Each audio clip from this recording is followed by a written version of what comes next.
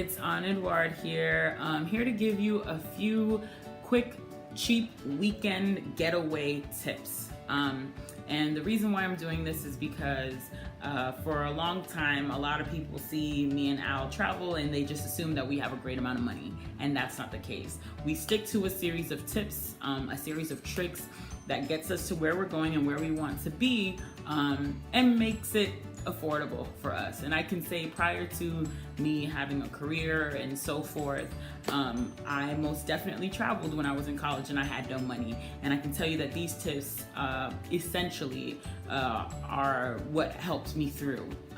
So the first tip is keep it domestic. Keep it simple, keep it local. Whether you're going to a trip like Miami, it's not the Caribbean, but it's simple and sometimes cheap. I've gotten cheap tickets to go to Miami as down to $50 one way, so keep it simple. For me, I live in New York City. That may mean going to Washington, D.C., Philly, Maryland, even North Carolina, keeping it domestic, keeping it within the states. It's the best way to get your feet wet. Tip number 2, invest in a flight app.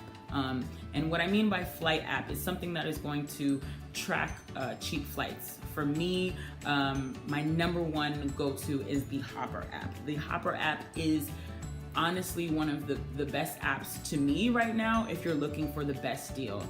This app color coordinates the most expensive and the cheapest flights, and they give you such a big range, and they allow you to see it several months in advance, almost close to about a year ahead of time. So you want to invest in that. Some people use a Cheap Flights app, and other people use Google Flights. Google Flights is also a good tool too, because they also email you notifications just like Hopper. Hopper just messages you on your phone. Oh, this flight just went down. You should book now, or you should book 6 months, or you should wait to book, or whatever the case is. The third tip is to research the best weekend for you to get away. And the best weekend may mean a series of things. Not only when you're off, but when is it the cheapest? When is it the cheapest? When is it most affordable?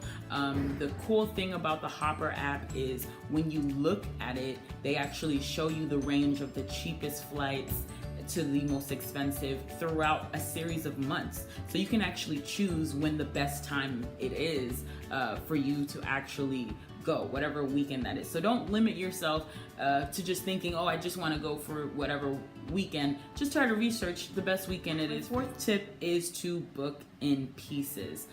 So what I mean by booking in pieces is kind of treat everything that you have to book as if it's in parts, in portions, So the first thing you want to try to book is typically a flight, or some people will book a hotel, but try not to book it all together, because it will seem very overwhelming and very expensive.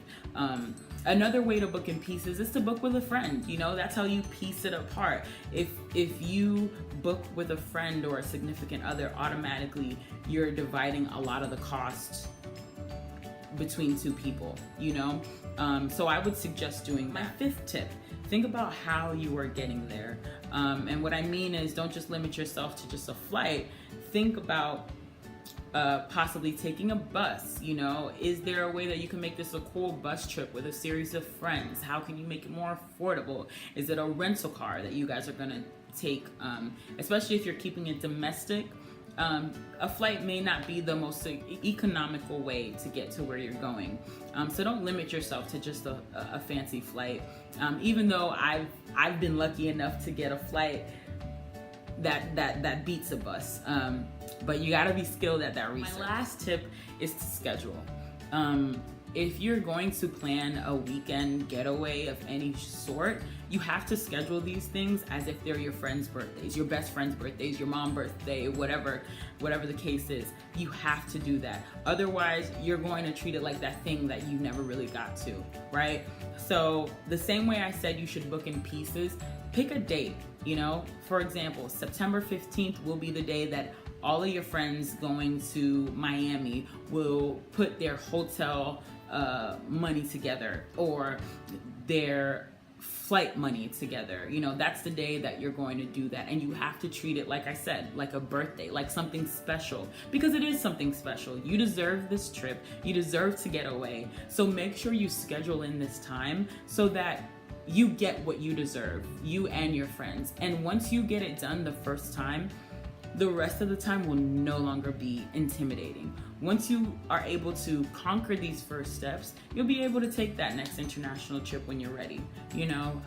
So those are my tips. If you have any suggestions or if you have any questions about some of the things I kind of glazed over, please reach out to me, comment in the comments below, subscribe to my channel, and write me if you have other things that you would want to hear that you've heard I've done before. All right, see you later.